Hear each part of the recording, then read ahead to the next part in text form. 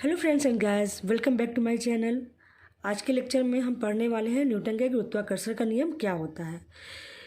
इसके पहले हम लोग अपने प्रीवियस लेक्चर्स में केंद्रीय बल क्या होता है और बलों के व्युत्क्रम का नियम क्या होता है इसके बारे में पढ़ चुके हैं, जिनका लिंक डिस्क्रिप्शन बॉक्स में दिया गया है।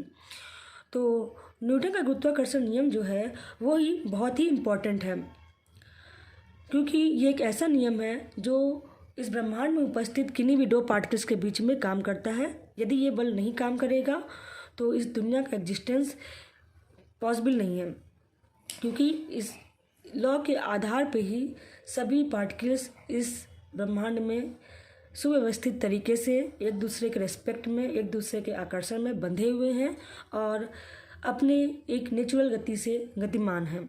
ओके, तो चलिए चलते हैं, देखते हैं कि न्यूटन नामक साइंटिस्ट के द्वारा दिया गया ये गुरुत्वाकर्षण का नियम क्या है।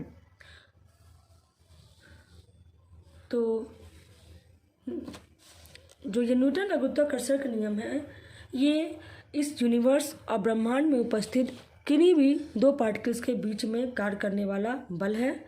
इसकी सबसे खास बात ये है कि ये बल हमेशा आकर्षण बल होता है। दो पिंडों के बीच में काम करने वाला ये बल हमेशा दो पिंडों को आपस में अट्रैक्ट करने का काम करता है। ये किस पर डिपेंड करता है और किस प्रकार से इसको हम निकाल सकते हैं, ये इस नियम से हम प्राप्त करते हैं। तो ये नियम क्या करता है? ये नियम कहता है कि ब्रह्मांड में उपस्थित किन्हीं भी दो पिंडों के बीच लगने वाला आकर्षण बल उन दोनों पिंडों के द्रव्यमानों के गुणनफल के अनुक्रमानुपाती तथा उनके बीच की दूरी के वर्ग के व्युत्क्रमानुपाती होता है। और इस बल की दिशा सदैव उन दोनों पिंडों को मिलाने वाली रेखा के अनुदिश होती है। तो इसी क्रम में इसका जो मैथमेटिकल एक्सप्रेशन है उसे हम कैसे निकाल सकते हैं? तो इसके लिए सबसे पहले हम मान लेते हैं कि एक पार्टिकल है या एक पिंड है जिसका द्रव्यमान m1 है और दूसरा पिंड जो है उसका द्रव्यमान m2 है, और ये दोनों आपस में एक दूसरे से r दूरी पर उपस्थित है। ठीक, तो according to the law of gravitation जो फोर्स है वो किस पर डिपेंड करेगा? पहले पिंड के द्रव्यमान पर, दूसरे पिंड के द्रव्यमान पर और दोनों के बीच की दूरी के वर्ग के व्युत्क्रमानुपाती है।